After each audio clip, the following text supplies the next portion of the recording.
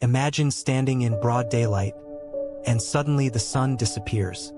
Darkness rolls over the land like a living shadow.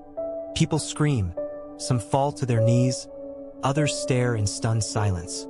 And in the middle of that impossible darkness hangs Jesus, bruised, bleeding, barely able to breathe. Then his voice cuts through the silence, trembling with pain. My God, why have you forsaken me? What happened in that moment? Did God truly turn his face away from his own son? Or is there something far deeper happening on that cross? The scene is overwhelming. The heat of Golgotha presses on your skin, dust fills the air, and the noise of the crowd blends with the harsh commands of Roman soldiers.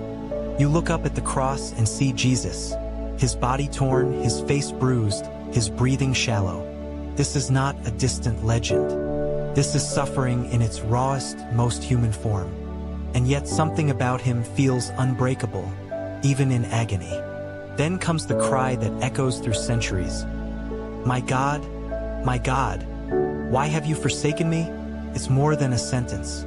It's a window into his humanity. A moment where the Son who walked with the Father since eternity feels the crushing silence of heaven. If you've ever felt alone, truly alone, you can understand a fraction of what this moment held. The weight of isolation, the fear that no one hears you, the ache of carrying pain no one sees. That is the world Jesus steps into at that moment.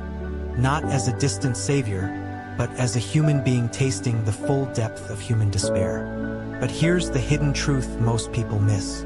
His words are not random. He is quoting Psalm 22. A psalm that begins with anguish but ends with victory. It's as if he is reaching into Israel's ancient prayers to reveal a story far bigger than the suffering in front of him. A story where despair transforms into hope, where darkness becomes the doorway to resurrection. Now let's face the question that troubles so many people.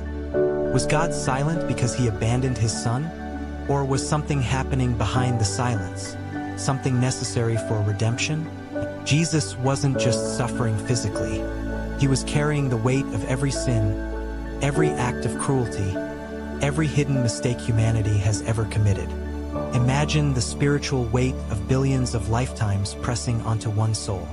The sky darkens. The earth trembles. Creation itself reacts as if it can feel what's happening. This isn't ordinary darkness. It's a sign that heaven and earth are witnessing the most important moment in history. If God had truly turned away, would creation respond with such intensity? Or is this darkness revealing that God is present, even if unseen? Think about your own life. Sometimes when you feel most alone, something small reminds you you're not.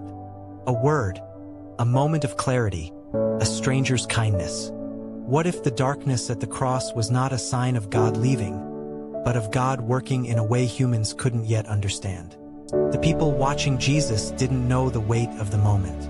To many, it was just another execution. But to Jesus, it was the moment he carried everything broken, everything painful, everything sinful from the human heart so that redemption could begin. And here's a paradox we often miss. Sometimes love allows suffering when it leads to something greater. Sometimes silence is not absence. It's a space where something sacred is unfolding. Jesus' cry becomes a bridge between human pain and divine purpose, reminding us that even when heaven feels silent, God's plan is not defeated. His words, my God, may sound like abandonment, but they are also the opening line of a prophecy. Psalm 22 describes suffering, ridicule, pierced hands and feet, but it ends with triumph, justice, restoration. Jesus is not just expressing pain. He is pointing toward what is coming. Pause for a moment and imagine the full weight of every human sin converging on one person. The guilt, the brokenness, the grief of generations pressing into his humanity. That is the cost of redemption. And yet, even under that weight, Jesus remains surrendered, purposeful, and filled with love. Around him, reactions vary. Some mock, some cry, some watch in confusion. But one Roman centurion, hardened by years of violence, sees something in Jesus' suffering that changes him forever. Even in pain, Jesus transforms lives. This is where the mystery deepens. Was Jesus truly abandoned? Or did he step into the human experience of feeling abandoned so that no one who follows him would ever walk through it alone? Nature keeps reacting. From noon to 3, the darkness persists. The veil in the temple, the barrier between God and humanity, is torn from top to bottom, symbolizing that access to the Father is now open. The moment of deepest suffering becomes the doorway to reconciliation. And then comes the part that changes everything. After 3 days, the silence ends. The tomb is empty. The Jesus who cried, "Why have you forsaken me?" rises with victory in his hands. If God had turned away, resurrection would have been impossible. The empty grave proves the Father was present all along, working through the silence. The message is powerful. God's silence is not God's absence. Jesus walked through the deepest human despair so that we would never face ours alone. When you feel abandoned, remember the cross. Remember the resurrection. Remember that your darkest moments are often the beginning of something new. Pain is real, but it is not final. Darkness may last for a season, but light always returns. Jesus' cry on the cross is not the end. It's the beginning of redemption, transformation, and hope for every person who has ever felt broken.